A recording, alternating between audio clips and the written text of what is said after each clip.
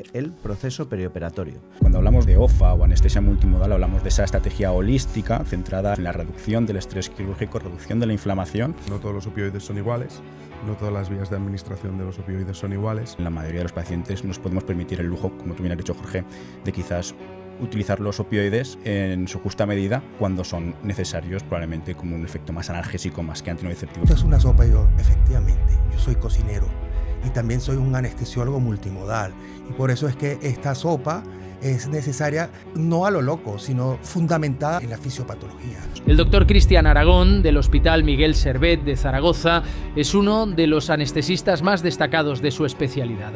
Cada año coordina un importante congreso en Madrid que reúne a referentes de la anestesiología. Nuestro segundo protagonista es el doctor Carlos Ramírez, anestesista del Centro Médico Tecnon en Barcelona. Ha sido impulsor de técnicas modernas de anestesia orientadas a reducir los efectos colaterales, con especial foco en la anestesia locorregional y el enfoque multimodal. Por último, contamos con el doctor Juanola, colaborador habitual de este canal. Anestesiólogo con amplia experiencia, promueve un enfoque global del tratamiento del paciente centrado en el bienestar y el manejo del dolor, aplicando anestesia multimodal en pacientes con diversas condiciones.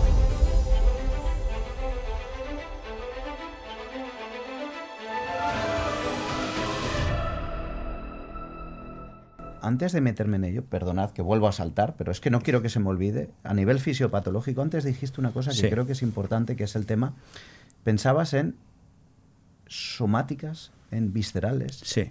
Piensas en neuropático. Cuando tú abordas un paciente, piensas en ese perfil de procesos nocioceptivos que pueden concurrir por el hecho de los fármacos. Disculpadme, que corto, pero porque creo que esto es potente lo que comentabas antes y que no quiero que se nos olvide. Que tú piensas en un paciente que, oye, le van a operar de una columna, puede haber un componente neuropático por medio, que obviamente en una maxilo no lo va a haber, o que si lo van a operar de un estómago hay un componente visceral. ¿Eso lo integras en tu planificación anestésica a la hora de elegir los fármacos? Sin duda, porque antes, cuando hablamos de las bases anatómicas, ¿no?, he hablado solo de la vía espinal, pero se nos ha olvidado, lógicamente, todo lo que es la inervación visceral, que eso va, lógicamente, por el nervio vago. Entonces, claro, sabemos que tenemos, aparte de esa vía que he explicado, de la traducción, transmisión, percepción y la vía moduladora, ¿no?, esa sería la vía espinal, la vía más somática, ¿no?, que es pues, músculos, hueso, trauma, maxilo, otorrino. Pero claro, en cirugía general, ahí tenemos la parte, cirugía general, urología, todos me entendéis, tenemos la parte visceral. La parte visceral, sobre todo, se inerva por la parte vagal, ¿no? Entonces, el nervio vago, sabemos que es un nervio que sería como ese, me gusta llamarlo como ese vigilante errante, ¿no? Precisamente el vago significa que vaga, ¿no? Precisamente que está siempre en alerta, y que es el que nos transmite esa nocicepción a nivel visceral, y precisamente llega a ese núcleo tan importante que siempre lo comentamos, que es como nuestro director de orquesta de toda la vía nociceptiva, que es el núcleo de tracto solitario, ¿no? Entonces ese nervio vago recibe la información visceral, no solo física, sino también es muy importante la parte humoral, la parte inflamatoria, ¿no? De hecho, ya hemos introducido antes con el tema de los inflamatorios, por eso también es importante aplicar esta parte inflamatoria, porque el nervio vago también también nota esa sensibilidad humoral. Entonces, claro, yo cuando aplico un tipo de anestesia pienso, vale, ¿por dónde va esa vía nociceptiva? ¿Va por el nervio vago, al núcleo del tracto solitario? ¿Va por la parte somática? Y entonces ya aplico los fármacos que yo crea. Por ejemplo, esto es abrir otro melón, probablemente luego lo podemos desarrollar, pero sí que es verdad que los opioides, por la vía descendente del dolor, sí que es verdad que actúan mucho mejor en la vía somática y no tanto en la vía visceral. Sin embargo, la dexmedetomidina sí que actúa mucho mejor en la vía visceral y menos en la vía somática. Entonces, es verdad que un poco lo que hablábamos antes, ¿no? Yo titulo los fármacos que pongo en dependencia del tipo de cirugía, en dependencia efectivamente de lo que tú has dicho, de la vía nociceptiva que estamos atacando. ¿Y para el neuropático qué usáis? Para ese perfil de paciente con dolor neuropático lo preacondicionáis en el preoperatorio, le metéis los GABA, y bueno, muchas veces ya vienen con ellos, pero en caso de no ser así, tenéis el miramiento para que el cirujano los ponga en el posoperatorio, en el intraoperatorio que utilizáis. ¿Tenéis algún recurso adicional que uséis en vuestra práctica clínica? No, teóricamente no, nos encantaría.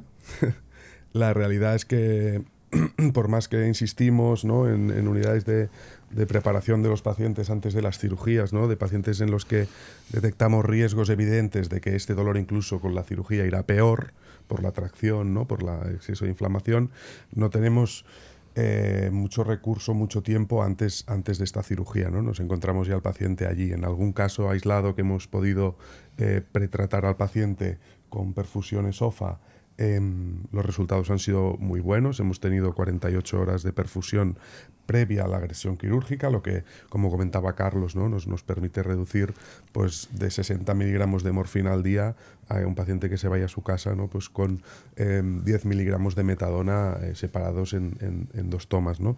Y preparar, ¿no? O sea, hacer todo lo posible para que la agresión sobre este dolor neuropático, por ejemplo, ya existente o un canal estrecho, muy estrecho, con una claudicación neurógena muy evidente, sabes perfectamente que sufrirá en el posoperatorio, ¿no?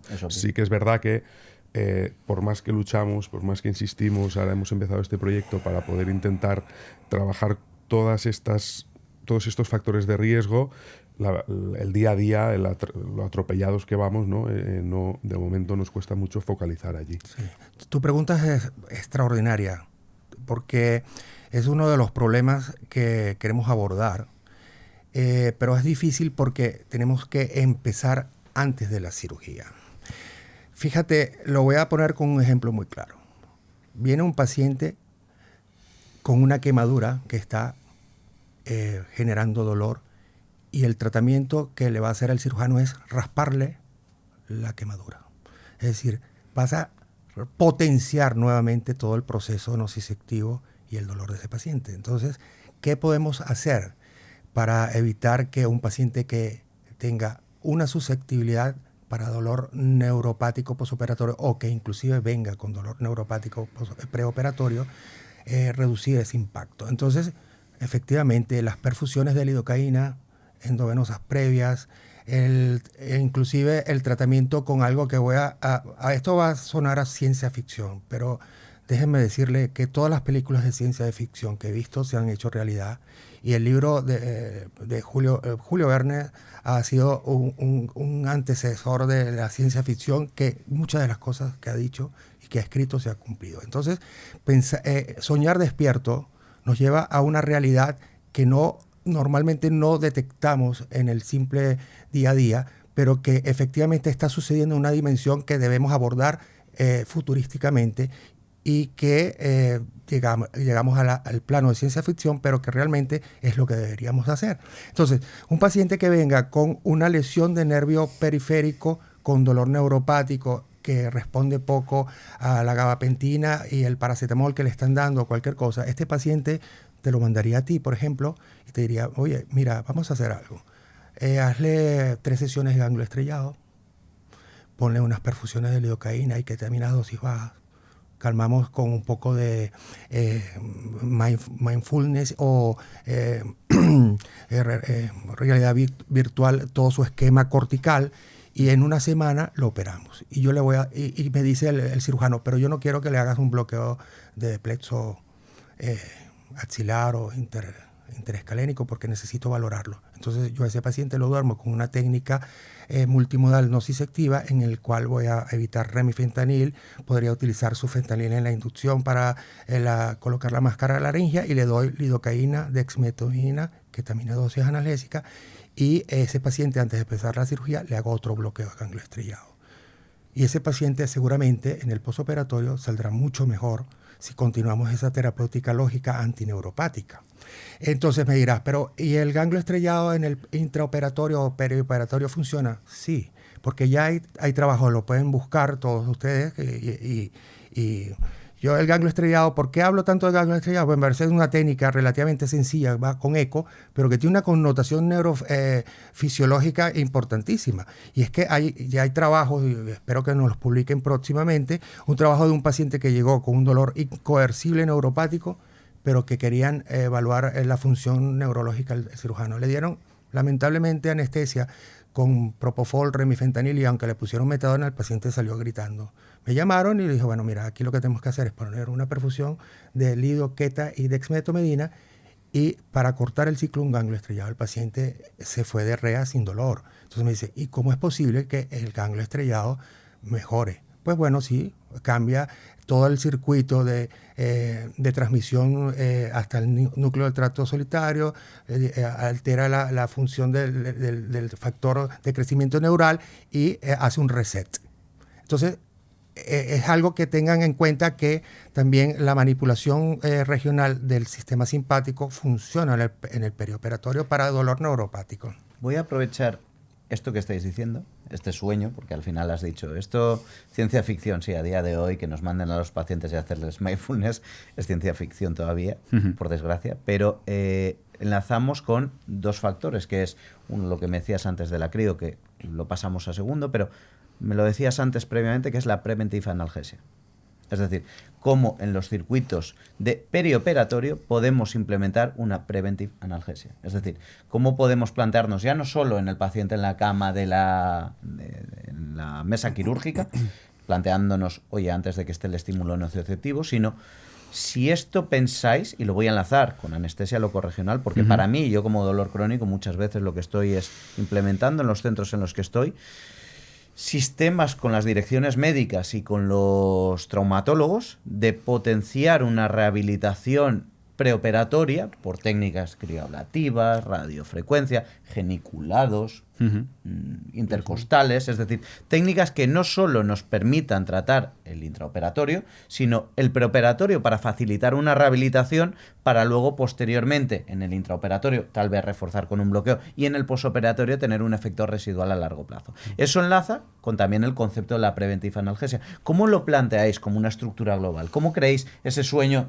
Tú has lanzado eso y para mí eso es lo que tenemos que pedir en estas cosas. Soñar, pedir la carta a los Reyes Magos, estamos en Navidad, pues ¿qué queremos de Reyes? ¿Qué nos gustaría estar dentro de 10 años? Nunca se puede dejar de soñar ni perder la esperanza. Pues ¿qué pedimos? ¿Qué pedimos?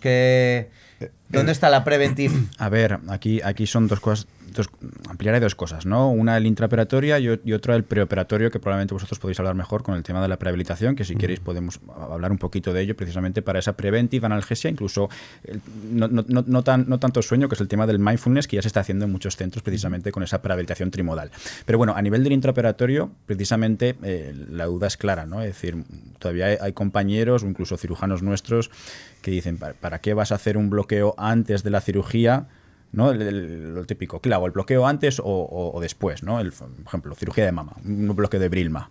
¿Qué se lo hago? ¿Se lo hago antes de la cirugía o se lo hago después? Ese paciente no le va a doler, ¿no? Ahí entraría un poco en juego lo que es esa preventiva analgesia, ¿no? Antes de la cirugía. Precisamente se ha visto, ¿no?, que si bloqueas esa aferencia nociceptiva antes incluso de que llegue a esa médula espinal y que llegue a ese núcleo de tracto solitario que hemos hablado antes, ¿no?, estás previniendo desde el principio toda esa cascada inflamatoria, toda esa cascada simpática. Por tanto, incluso la sensibilización central que puede ocurrir entre la primera y la segunda neurona, ¿no?, que se ha visto que también existe a nivel espinal, incluso a nivel subcortical y cortical. Entonces ahí está claro, ¿no? Es decir, siempre que podamos hacer, incluso hacer el bloqueo antes de que comience el cirujano, o incluso si es una cirugía laparoscópica, pedirle que lógicamente infiltre los puertos de la laparoscopia a nivel somático. Eso también lógicamente se ha visto que disminuye no solo los opioides. El proceso inflamatorio que va a ocurrir, las citoquinas. El proceso inflamatorio desde la. Bueno, el proceso inflamatorio, eso es diferente, porque precisamente ahí estamos bloqueando la vía nociceptiva. ¿Vale? No estamos bloqueando el proceso inflamatorio, ¿no? El proceso inflamatorio, la parte humoral, es decir, a ti se te corta, lógicamente hay una respuesta local inflamatoria. Pero me refiero a nivel de segunda, es decir, todos los... Ay, sí, por supuesto. A nivel de la glía, a nivel de todo lo que va a producir. A nivel del núcleo tracto solitario estás disminuyendo al máximo toda esa respuesta hipotálamo, hipófisis adrenal, es decir, esa liberación entonces, lógicamente, la parte inflamatoria por esa vía la estás inhibiendo, pero lógicamente no estás inhibiendo la parte... No la local, que ahí lógicamente entra en juego lo que hablábamos antes de los antiinflamatorios, el COX-1, COX-2, corticoides, la lidocaína intravenosa, precisamente por esa disminución de interleuquina 1, ¿no? Y luego, bueno, pues esto un poco, ¿no?, antes o después, lógicamente siempre antes, precisamente para bloquear esas aferencias. Sí. Bueno, mira, yo creo que mucho de la controversia sobre el preventive analgesia es los métodos de mesura o de control del efecto que queremos, ¿no? Yo creo que hay muchas limitaciones todavía en la monitorización de los efectos de lo que queremos hacer. Sin embargo, yo soy un convencido de que todo lo que hagas para controlar el proceso nociceptivo antes que se genere el trauma es beneficioso. Ahora, que tenga o no en la literatura controversias, porque en unos papers sale que es bueno y en otros no, es un tema estadístico y un tema de análisis del tipo de monitorización.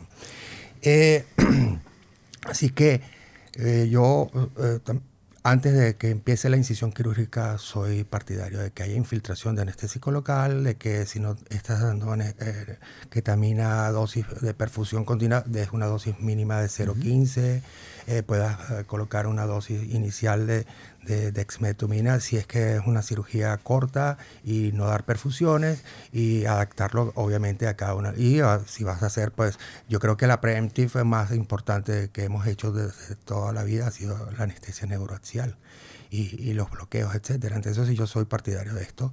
Más allá de que haya controversia sobre si preemptive es lo que debemos hacer o no, etcétera, yo creo que debe ser. En relación, se me viene, yo que me la paso dándole vuelta a la cabeza sobre que no participé en el tema del dolor visceral, les voy a comentar algo muy interesante.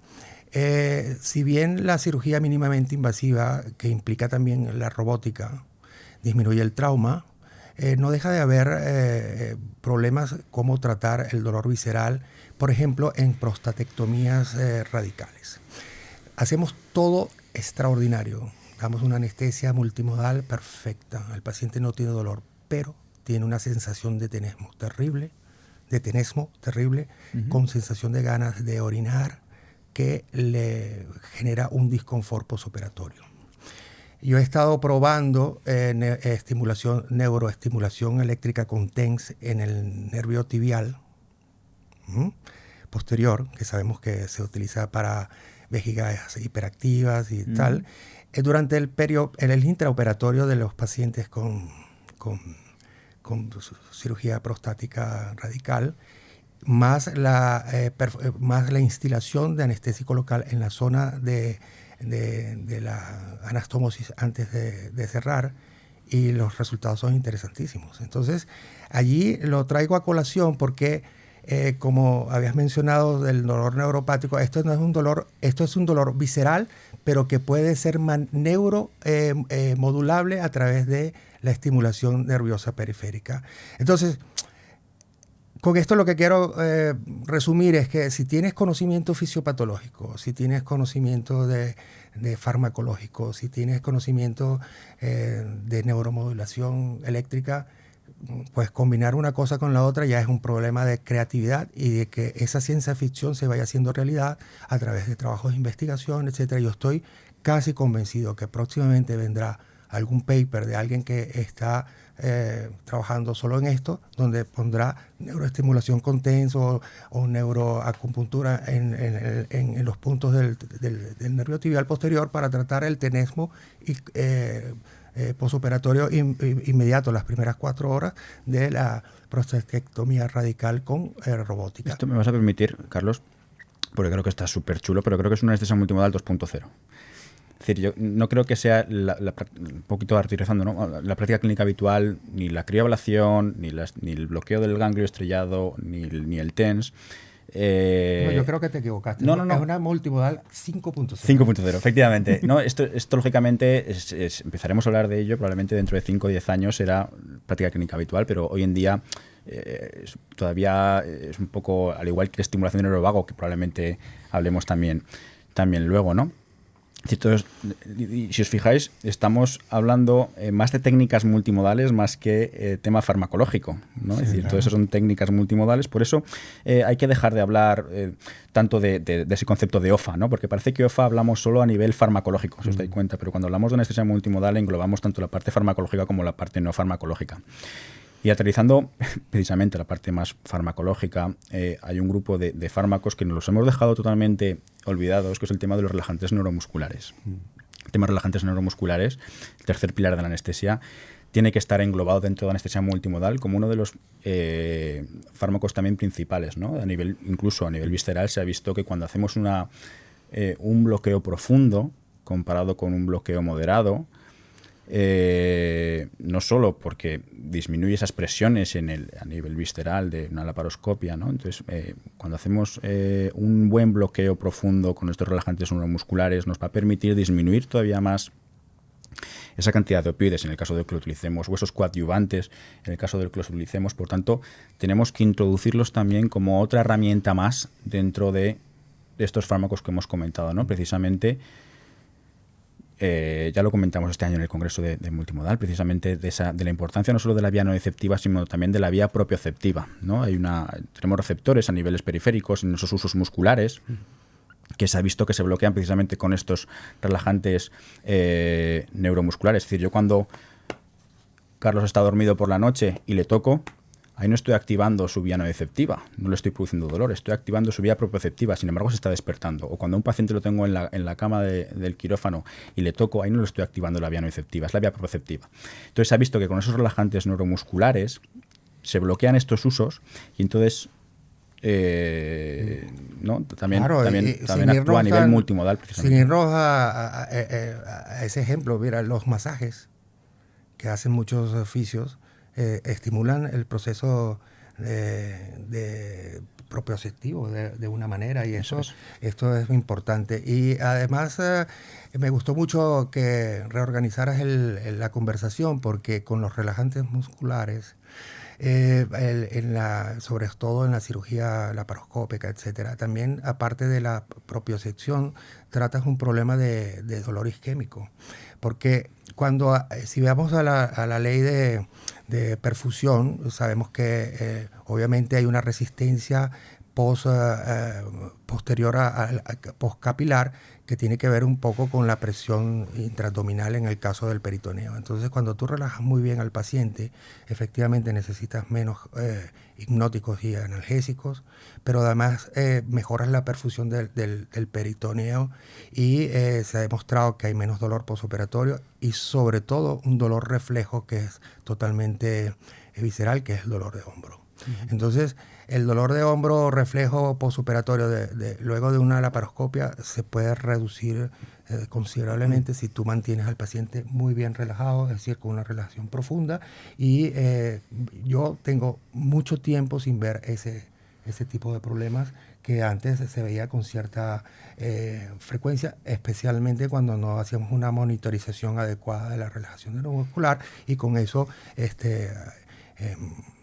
paso a darle la importancia a la monitorización de cada uno de los componentes de la anestesia general, en este caso la relajación neuromuscular, en la parte de nocicepción, que también tú has hecho trabajos y tu tesis doctoral, y que, bueno, y la parte de monitorización de profundidad anestésica, que es fundamental hoy en día, dar cualquier tipo de anestesia, porque estamos convencidos que si no lo hacemos, estamos en una probabilidad de darle o mucha anestesia a un paciente y generar déficits cognitivos y alteraciones postoperatorias que no lo vemos normalmente en el perioperatorio y en la REA, y que sí que le modifican la calidad de vida del paciente a largo plazo.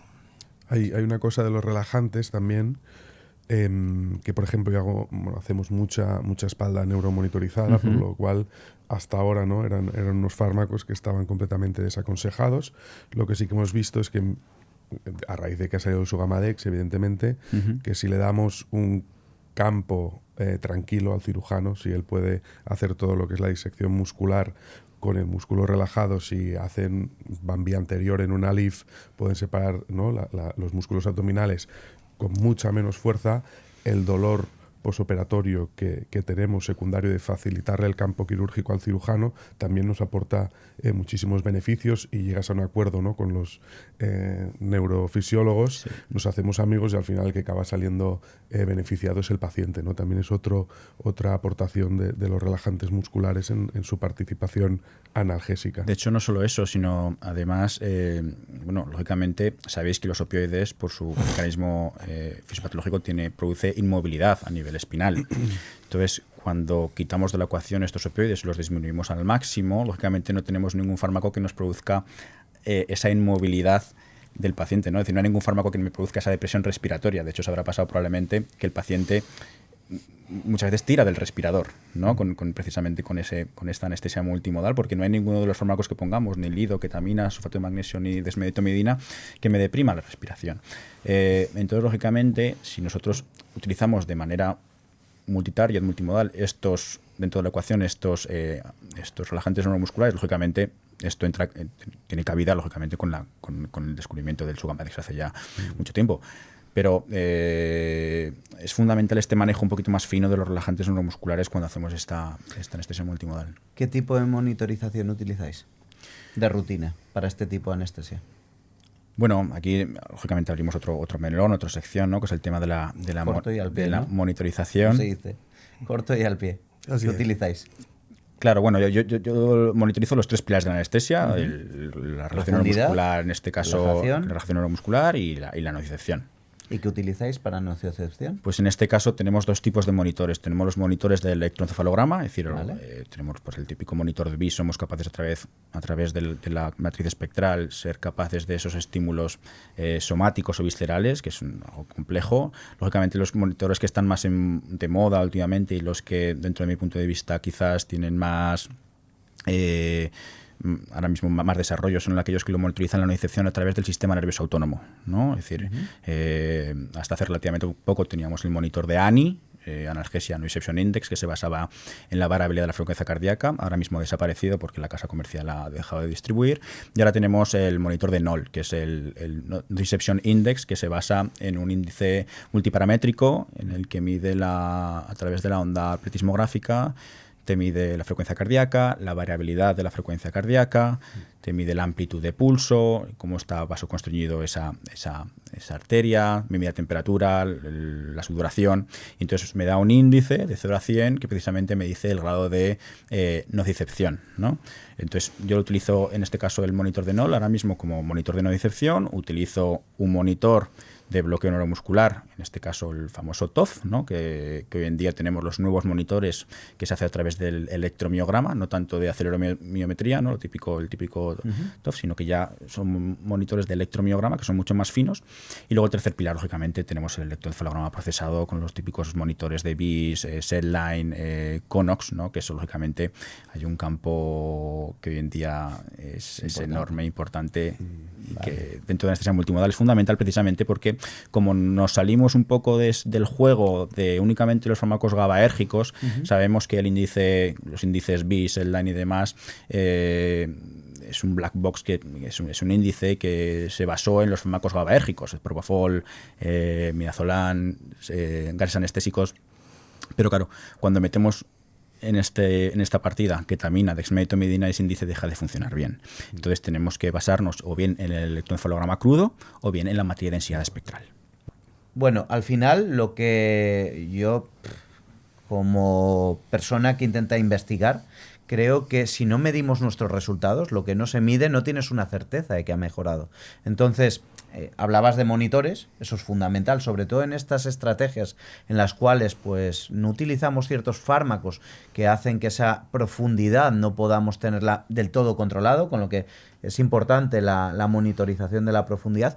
Pero aparte de esa monitorización intraoperatoria, ¿utilizáis otro tipo de métricas para el posoperatorio? O, bueno, entiendo que el intraoperatorio son medidas de tensión arterial, de frecuencia cardíaca. ¿Qué es lo que utilizáis de rutina en este proceso perioperatorio en el que implementáis este tipo de anestesia multimodal? Esta pregunta te la voy a responder de la siguiente manera. Te voy a decir qué hacemos. Yo, el electroencefalograma procesado me parece que es fundamental. Tenemos el BIS, la matriz espectral, el análisis del electroencefalograma crudo. En ocasiones tenemos el NOx también. Y la relajación neuromuscular. Lamentablemente no tenemos el NOL. En mi caso particular sería de poco uso porque utilizo coadyuvantes que alteran todo el sistema simpático y suelo utilizar con alguna frecuencia beta bloqueantes también.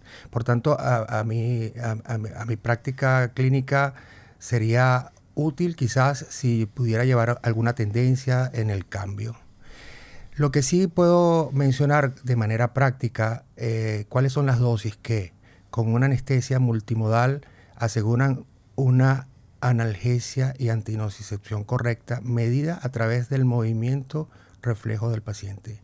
Y esto nos los ha permitido la cirugía sin relajación neuromuscular con neuromonitorización de potenciales evocados motores en cirugías complejas de columna.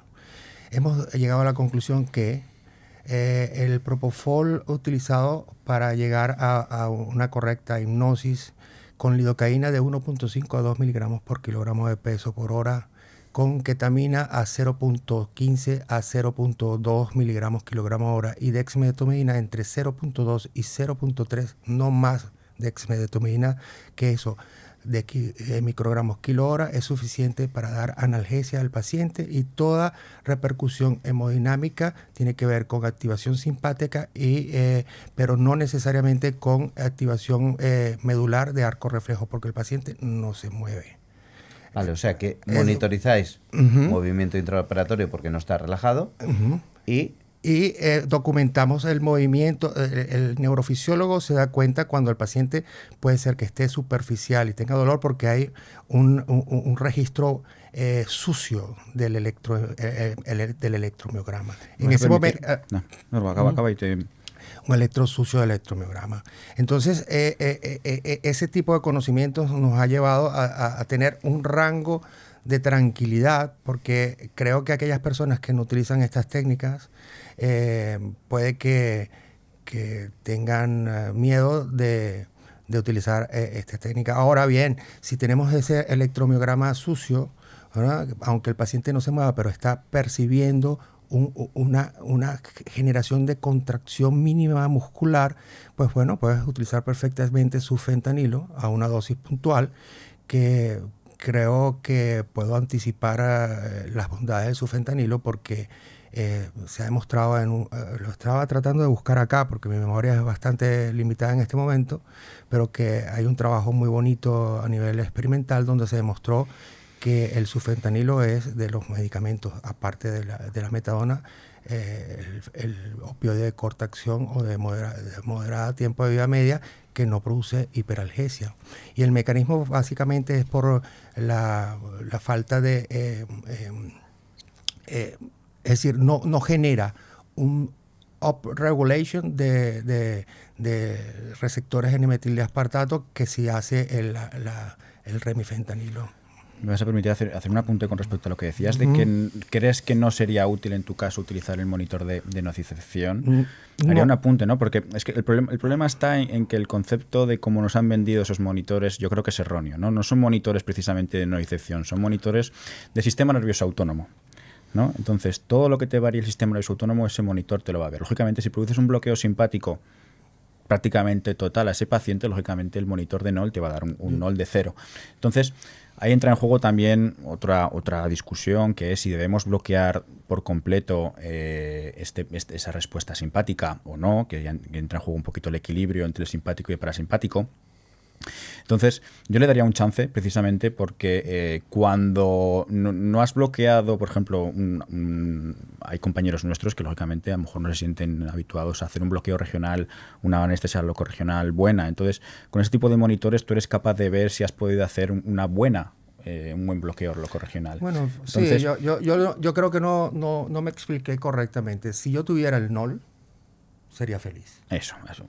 Vale. Le daría un chance. Porque a pesar, no obstante, toda la manipulación farmacológica que pueda hacer del sistema simpático, si yo corroboro la tendencia del NOL con el electromiograma del paciente y el electroencefalograma, probablemente podría llegar a la conclusión de que algún parámetro del NOL se podría aplicar para este tipo de técnicas. Eso es, la combinación del electroencefalograma procesado con el NOL. Así me haría feliz, y si tú, por ejemplo, tuvieses sin ánimos de conflicto de intereses, proveerme de un NOL, yo te daría muchas gracias. Bueno, yo realmente no lo tengo. No, pues hablo lógicamente siempre de monitores del sistema nervioso. Reyes Magos. Eso, de los Reyes Magos, de verdad. Habría que hablar con la casa distribuidora. No, pero yo sé que como lo... Carlos de verdad Ramírez de la clínica Tecnon. No, sí, de verdad. Yo me encantaría tenerlo porque llegaría a... No te preocupes que la semana que viene tienes uno. Seguro que haces algún estudio. Amigos, si la política da para todo. De hecho, también. estamos haciendo ahora el estudio Simone a nivel nacional, que precisamente... yo sé lo que cuando digo las cosas. Sí, precisamente... es decir, al final es mi parte, es mi área de expertise, ¿no? Todo ese tema del tema de monitorización de nocicepción a través sobre todo del sistema nervioso autónomo, y ahora estamos implementando los monitores de electroencefalograma procesado, ¿no? Pues a través del BIS, el monitor de Conox, el índice QNOX también, ¿no? Pues ver como la desaparición de la onda alfa, pero bueno, eso ya es meternos en otro campo que probablemente se escapa de este podcast. Pero precisamente un poco como es al final un piloto de avión no pilota sin un radar, ¿no? Entonces al final está claro, es decir, tenemos que tener el radar que es el de la hipnosis, que es el electroencefalograma procesado, y el radar de la vía no deceptiva, que es uno de la vía Princeps que hemos hablado aquí. En este caso sería si no me llega nada de estímulo, al final estos monitores me miden esa respuesta autonómica del núcleo tracto solitario, esa cadena simpática parasimpática. Por tanto, hay que darle un chance a estos monitores que están incipientes, probablemente nos falta mucho desarrollo, pero dentro de la anestesia multimodal precisamente hay que englobar, nunca mejor dicho, esta monitorización multimodal, ¿no?